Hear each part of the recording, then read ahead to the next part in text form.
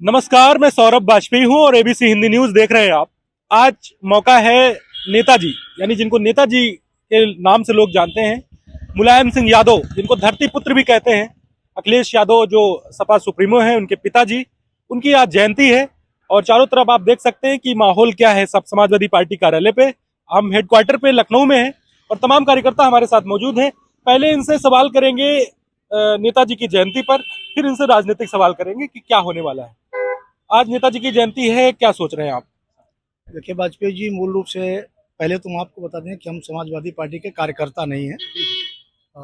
एक आम नागरिक हैं, प्रबुद्ध नागरिक हैं।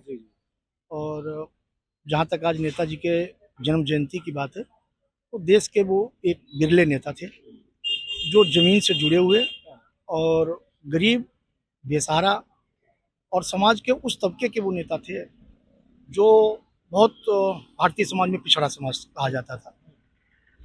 तो वो जमीनी नेता हम लोग उन्हें इसलिए मानते हैं कि उन्होंने हमेशा निचले पायदान के व्यक्ति को आगे बढ़ाने का काम किया। बड़ा लंबा संघर्ष रहा नेताजी का। कहाँ से आप आए? हम मूल रूप से कन्नौज के निवासी हैं। कन्नौज से आए आप?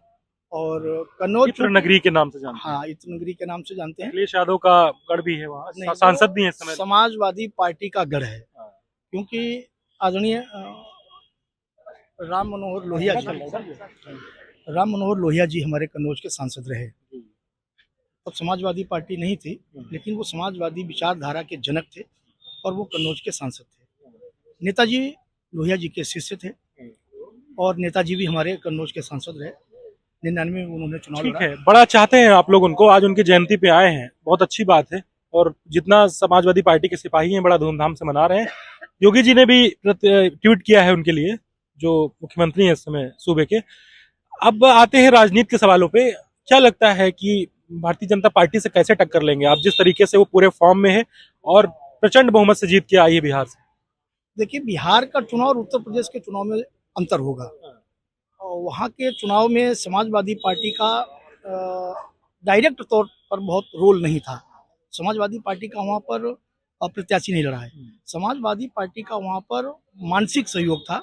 अवधारणा समाजवादी पार्टी की थी वहाँ पर, वो उनको सपोर्ट कर रहे थे।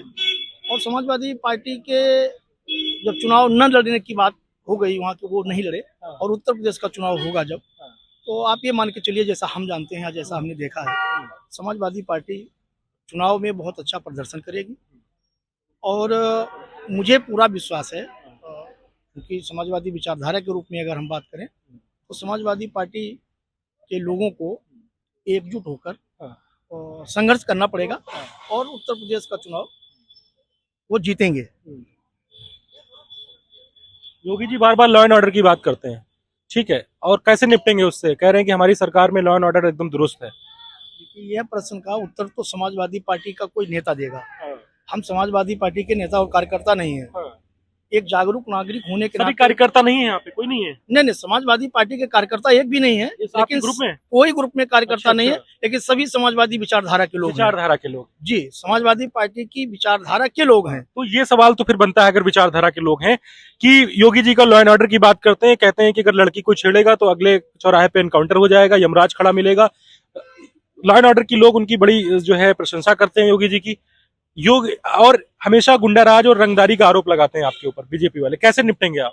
देखिए, समाजवादी पार्टी को कैसे निपटना चाहिए? समाजवादी पार्टी के लोगों को संघर्ष करना पड़ेगा, इनकी चालों से सावधान रहना पड़ेगा। अभी आप देखें, 2 घंटे पहले अभी बदायूं में 5 साल की बच्ची का रेप हुआ है, ठीक है। और अगर कानून व्यवस्था की आप बात करें तो कानून व्यवस्था उत्तर प्रदेश की बदहाल है। सरकार का दावा अपना अलग है, माननीय मुख्यमंत्री योगी जी का अपना दावा अलग है, लेकिन जमीन पर जो जनता और आप और हम जो देख रहे हैं, वो दावा कोसों दूर है।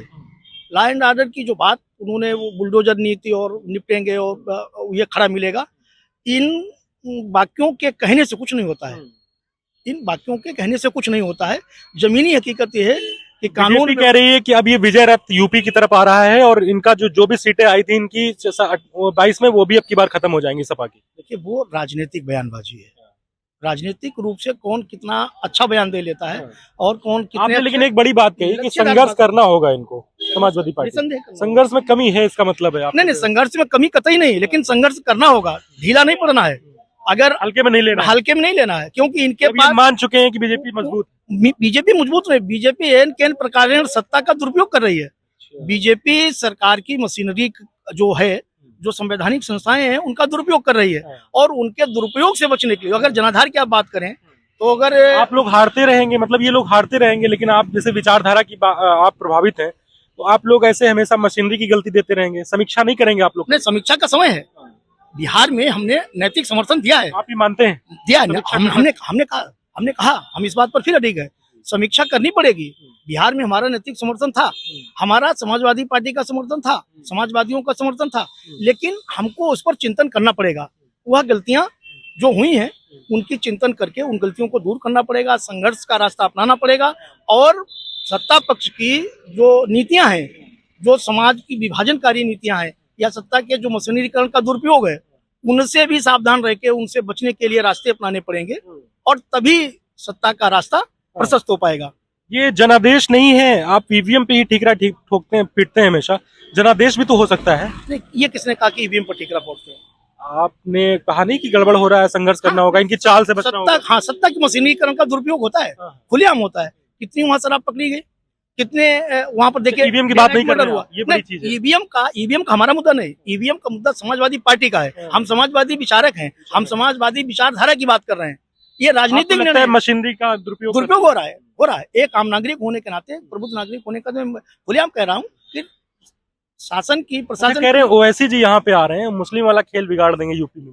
देखिए, ओवैसी पिछले विधानसभा चुनाव में भी आए थे, इस लोकसभा में भी आए थे। बिहार में तो खेला कर दिया वैसे। बिहार की बात ही अलग है, वहाँ का जो समीकरण है और उत्तर प्रदेश का जो समीकरण, वहाँ भी है मुस्लिम, यहाँ भी है। नहीं, वहाँ का समीकरण यहाँ के समीकरण में अंतर होगा। वह लोहिया की भूमि नहीं है, लोहिया की भूमि उत्तर प्रदेश है। हम कन्नौज की बात कर रहे हैं, तो हम अब जब कन्नौज की बात करें तो अभी क्या हुआ, 2024 के चुनाव में क्या हुआ? जो लोहिया जी ने सपना देखा होगा, क्या उन्होंने सोचा होगा कि कभी हमारी विचारधारा की पार्टी बनेगी? और वो पार्टी इतने, योगी जी में आपको अच्छी चीज क्या लगती है? योगी जी बहुत अच्छे मुख्यमंत्री हैं, बहुत अच्छे प्रशासक के रूप में काम कर रहे हैं, लेकिन बातें ज्यादा है, काम कम है। लॉ एंड ऑर्डर एडमिट करते हैं आप, अच्छा है उनका? नहीं, कतई नहीं, मैं तो कह चुका हूँ, लॉ एंड ऑर्डर कतई नहीं। मैंने भी कहा कि भी 2 घंटे पहले भी 5 साल की बच्ची का रेप हुआ, 5 साल की बच्ची का रेप हुआ, दूसरे दिन उसका एनकाउंटर हो जाता है, उससे नहीं एग्री? नहीं, एनकाउंटर कोई कानून व्यवस्था का सुदृढ़ होने का मानक नहीं है। प्रश्न ये है कि ये घटना हुई कैसे, तब पुलिस कहाँ होती है, तब सुरक्षा व्यवस्था आपकी कहाँ होती है? ये कोई परिणाम नहीं होता है। मर्डर कर देना, हम उसे इनकाउंटर जो आप बात कह रहे हैं, ये मुठभेड़ करके आप देख रहे हैं अगर उठा के, तो जितने भी मुठभेड़ हो रहे हैं पैर में ही गोली लगती है और 2 ही कारतूस निकलते हैं, एक ही खोखा मिलता है। आप पत्रकार के रूप में सोचिए, मैं एक विचारक के रूप में सोचता हूँ, 2 ही कारतूस निकलते हैं और घुटने के नीचे ही गोली लगती है। स्क्रिप्टेड रहता है जी, स्क्रिप्टेड रहता है। नहीं, स्क्रिप्टेड होता है। कई वायरल है वीडियो, आप देख रहे हैं, वो कह रहा है धीरे से चलो, हंस रहे, अभी वीडियो कट करिए, आप लोग भी देख रहे हैं सोशल मीडिया पर। इन प्रकार लॉ एंड ऑर्डर तो अच्छा करके बैठे हैं। नहीं, योगी जी अच्छा करने, योगी जी दावों में कर रहे हैं, जमीन पर नहीं कर रहे हैं। हम चाहते हैं जमीन पर हो। जो आम लोग हमसे मिलते हैं, कहते हैं गुंडा ही नहीं है, बड़ा शांति से हम व्यापार कर रहे हैं, ऐसे आम लोग बहुत हैं। आप चले जाइए किसी बाजार में, कहते हैं बड़ा सुकून है, गुंडा ही नहीं है, ऐसा लोग कहते हैं। मेरे पास रिकॉर्डेड वीडियो हैं कई सारे। मैं इस बात से सहमत हूँ, आपकी बात से सहमत हूँ, लेकिन मुझे जरा ये बताइए कि जो आप इस गुंडई की बात करते हैं, जो शासन प्रशासन की गुंडई होती है, जरा आप चले जाइए तहसील में, थाने में, सत्ता दल का ही चिल्ला रहा है। बात तो अखिलेश जी भी आज प्रेस कॉन्फ्रेंस में कह रहे थे, तो एफआईआर भाई क्यों नहीं लिखी जा रही है? यही तो बात है भाई, आंकड़े कम हो, इसीलिए नहीं, आंकड़े कम हो, कानून व्यवस्था। कहना चाहते हैं कि यादव मुस्लिम देख के नहीं लिखी जा रही है क्या? नहीं, यादव मुस्लिम की बात नहीं कर रहा हूँ, हम समाज की बात कर रहे हैं। हम जातीय बात या राजनीतिक बातें नहीं कर रहे हैं, हम बात समाज कर रहे हैं। समाज में हम भी हैं और आप भी हैं। यादव मुस्लिम बाद में है, हम लोग पहले इंसान हैं। तो इंसान के रूप में अगर कोई व्यक्ति जाता है और कोई अपनी एफआईआर लिखाना चाहता है, तो कितनी एफआईआर लिखी जाती है? आप कोई अगर सरकारी योजना के लिए, लाभ के लिए कोई बात करते हैं, कन्नौज से हैं भाई साहब, और अखिलेश यादव को फिर से जनता ने वहां जनादेश दिया है। सुब्रत पाठक हार गए थे, क्या लगता है अखिलेश जी ने वहां पे विकास किया? मैंने भी जाकर देखा था, ये बात मैं ईमानदारी से एडमिट कर रहा हूँ कि सुब्रत पाठक ने उतना नहीं काम कर पाया था, और जनता ये जानती भी है सब, और उन्होंने अखिलेश यादव को फिर से स्वीकारा। अखिलेश यादव ने फिर से वहां पे इतने सालों में, जो 24 में हुआ है, अभी 1 साल होने वाला है, अभी तक कुछ और भी काम कर किए अखिलेश यादव ने वहां? देखिए, उत्तर प्रदेश में भी उनकी सरकार नहीं है और केंद्र में भी उनकी सरकार नहीं है। जो लोकसभा का बजट होता है, उस बजट से जो विकास उन्हें करना चाहिए वो विकास कर रहे हैं, और जो आपने विकास की बात कही है, तो पूरे 5 साल के 19 से 24 5 साल के कार्यकाल में भारत सरकार का एक भी पत्थर कन्नौज में नहीं लगा है। और जिन योजनाओं में लगा है उनमें की 19 योजनाएं उत्तर प्रदेश सरकार की बनी हुई थी, उनमें पत्थर लग गया है। दुग्ध डेयरी आप देख लीजिए, गौ डेयरी आप देख लीजिए, आप इत्र पार्क वहाँ देख लीजिए, कानपुर में जाइए आपको लगेगा, लेकिन आप जमीन पर चलिए, मैं तो कन्नौज का रहने वाला हूँ, आपको इत्र पार्क के नाम पर कुछ भी नहीं मिलेगा, जमीन मिलेगी आपको। योगी जी गए थे, फिर एक सवाल करेंगे आपसे भैया कि योगी जी बिहार गए थे चुनाव प्रचार करने और स्ट्राइक रेट उनका बहुत अच्छा रहा है। 32 रैली की उन्होंने और हमें लगता है 27 जिता के आए हैं, और अखिलेश जी ने 22 रैली की, उसमें 20 हार गए।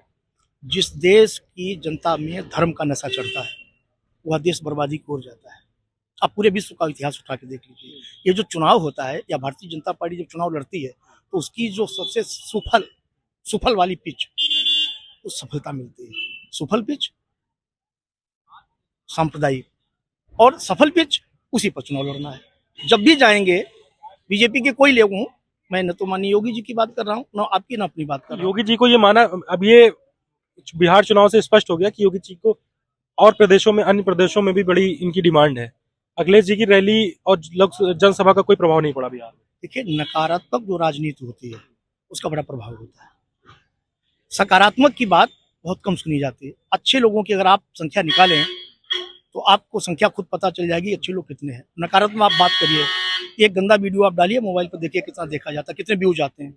ये दुर्भाग्य है भारतीय समाज का कि हमारी बहन बेटियां, आप देखिए उसको कितना देखते हैं और हमारी और आपकी बात को कितने लोग देखेंगे। तो ये जो राजनीति है भारतीय जनता पार्टी की, ये जो सांप्रदायिक राजनीति है, ये ध्रुवीकरण की जो राजनीति है, और उसके पीछे क्या कारण है ये हम भी जानते हैं, आप भी जानते हैं। सत्ता में बने रहने का और एक जो अंधभक्ति जो फैली हुई है, वह ध्रुवीकरण का जो काम होता है वो केवल इसी बात पर होता है। शेष क्या होता है आप बता दीजिए मुझे, किस विकास के मुद्दे पर? कि भारतीय जनता पार्टी की केंद्र सरकार की 11 साल और उत्तर प्रदेश सरकार की 9 सालें, आप मुझे बताइए कि कौन सा काम बड़ा करा दिया?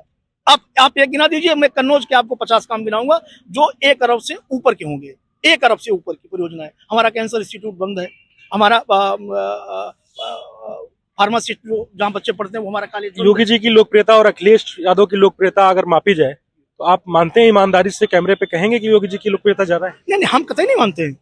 हम योगी जी की लोकप्रियता नहीं मानते। हम केवल नकारात्मक राजनीति की, बुलडोजर राजनीति की लोकप्रियता मानते हैं। जो लोग नकारात्मक सोचते हैं, जो हिंदू मुस्लिम सोचते हैं, जो मानवता की बात न करके धर्म संप्रदाय जाति की बात करते हैं, उनकी जो राजनीति है। ऐसा कुछ कहेंगे आप? क्या नाम है आपका? कुमार पांडे। आप भी कन्नौज से हैं जी। क्या लगता है 27 में कैसे निपट पाएंगे बीजेपी से समाजवादी पार्टी के लोग? आप भी समाजवादी पार्टी की विचारधारा से प्रभावित हैं? जी जी। कैसे निपटेंगे? लड़ाई थोड़ी कांटे की लग रही है आपको? लड़ाई कांटे की नहीं है। जो हाल अभी लोकसभा चुनाव में हुआ है वही हाल बीजेपी का विधानसभा चुनाव में होगा। विधानसभा में तो कहीं नहीं हो रहा है। दिल्ली, हरियाणा, महाराष्ट्र, बिहार सबको क्लीन स्वीप करके आ रही है बीजेपी। 27 में डर तो नहीं है समाजवादी के लोगों में? नहीं, डर समाजवादी लोग कभी डरते नहीं है। नहीं डरते हैं ऐसा? नहीं, आपने उत्तर प्रदेश की बात करिए। चुनाव समाजवादी पार्टी उत्तर प्रदेश में लड़ती है। उत्तर प्रदेश में लोकसभा चुनाव नहीं, लोकसभा में उत्तर प्रदेश से बाहर कहाँ चुनाव लड़ा? आप कैसे पत्रकार हैं, बताइए मुझे, कौन सी लड़ी? नहीं लोकसभा और पूरा नेशनल लेवल पे लड़ रही है। नेशनल लेवल पर लोकसभा नहीं लड़ा है, लोकसभा उत्तर प्रदेश में लड़ा है समाजवादी पार्टी ने। नेशनल लेवल पे मानते हैं कि नहीं आप समाजवादी पार्टी? नहीं, हम नेशनल लेवल पर मानते हैं, लेकिन नेशनल लेवल पर समाजवादी पार्टी विस्तार कर रही है। हमारी शुभकामनाएं है जल्दी विस्तार हो। चलिए, आपने ज्ञानवर्धन किया मेरा। नहीं, ज्ञानवर्धन नहीं किया, हमने आपको वही बात बताई जो हकीकत है। हमने आपको वही बात बताई। तो अखिलेश यादव की जो लोकप्रियता आप मानते नहीं है कि योगी जी से कम है? नहीं, कतई कम नहीं है। अखिलेश जी की लोकप्रियता और योगी जी की लोकप्रियता में बहुत अंतर है। अखिलेश जी उत्तर प्रदेश की जनता के दिलों में बसते हैं और ये सरकार में बसते हैं। ऐसा है? ऐसा ही है। ध्रुवीकरण का आरोप लगता है बड़ा, मुस्लिम यादव का आरोप लगता है। मुस्लिम यादव का आरोप लगता है? कौन लगाता है? कहते हैं ये लोग बिल्कुल सर पे चढ़ के जो है। कौन लगाता है? जो आम लोग भी डरते हैं। नहीं, वही मैं पूछना चाहता हूँ। ये मुस्लिम यादव की जो बात करते हैं वही तो ध्रुवीकरण की बात करते हैं। समाजवादी पार्टी में आप ऊपर से नीचे देख लीजिए, कौन सा संगठन में, कौन से दल में उनके कहां पर सर्व समाज के लोग नहीं है? आप बताइए कौन नहीं है? मैं 27 आपको में क्या लग रहा है आपको, कुछ टक्कर है या फिर? देखिए 27, हमने आपसे पहले भी कहा 27 में चुनाव भारतीय जनता पार्टी से नहीं है, केंद्र और उत्तर प्रदेश की सरकार और सरकार की मशीनरी से चुनाव है। निपट लेंगे आप लोग, लग रहा है आपको? अरे हम नहीं निपट लेंगे, समाजवादी पार्टी निपटेगी, उनको निपटना आप चाहिए। हर बार कहते हैं निपट लेंगे, आपने कह दिया ना निपट लेंगे, नहीं। फिर भी आप आरोप लगाएंगे नहीं ना नहीं, बाद में? आरोप हमारा परिणाम के ये बाद। समाजवादी पार्टी निपट लेगी या निपटना समाजवादी पार्टी को चाहिए, हम अपनी बात कह रहे हैं। जब जनता की बात आपको पहुंचेगी तो विश्वास है ना निपट लेगी? नहीं, निश्चित तौर पर निपट लेगी, कायदे से निपट जब लेगी। आपको हम 27 के बाद मिलेंगे तब आप फिर आरोप लगाएंगे मशीनरी पे? नहीं नहीं, वाजपेयी जी, मैंने मशीनरी पर आरोप नहीं, प्रशासनिक मशीनरी, तो बात तो वही हो गई ना। प्रशासनिक, अरे खुलेआम दुरुपयोग होता है भाई, खुलेआम दुरुपयोग हो रहा है, प्रशासनिक मशीनरी का है, खुलेआम दुरुपयोग है। हरियाणा में आपने नहीं देखा, एक जिला निर्वाचन अधिकारी, स्तर का आईएएस अधिकारी पकड़ा गया वोट। तो ये थी जनता यहाँ की समाजवादी पार्टी के लोग थे, और समाजवादी पार्टी के कार्यालय के बाहर है, क्योंकि आपको मैंने पहले बताया है कि नेताजी की जयंती है, और इनसे मैंने तमाम सवाल किए जो करने चाहिए, जो आजकल चर्चा का विषय उत्तर प्रदेश में बने हैं कि भाई बिहार के बाद, महाराष्ट्र के बाद, दिल्ली के बाद, हरियाणा के बाद भारतीय जनता पार्टी का जो आत्मविश्वास बढ़ा हुआ है, उसे समाजवादी पार्टी के लोग कैसे लिखते हैं। हालांकि ये बाइकआउट कर रहे हैं कि हम समाजवादी पार्टी के नहीं है, उनकी विचारधारा से प्रभावित है, लेकिन हम विचारधारा से कहीं ना कहीं लोग कार्यकर्ता ही मानते हैं, और जो है विचारधारा को लोग कार्यकर्ता ही कहते हैं। उनसे मैंने तमाम काउंटर सवाल किए, लेकिन इनका कहना है, भाई साहब का कन्नौज से आए हुए हैं, तमाम उनके साथ में लोग मौजूद हैं, कह रहे हैं कि जो है हम संघर्ष करेंगे, और मुझे विश्वास है कि समाजवादी पार्टी उनकी मशीनरी पे जो आरोप लगा रहे हैं उनसे निपट लेगी सबका। सीएम के साथ Saurabh Bajpayee, ABC Hindi news, Lucknow, Uttar Pradesh. ABC Hindi news, आज ही जुड़िए हर खबर के साथ।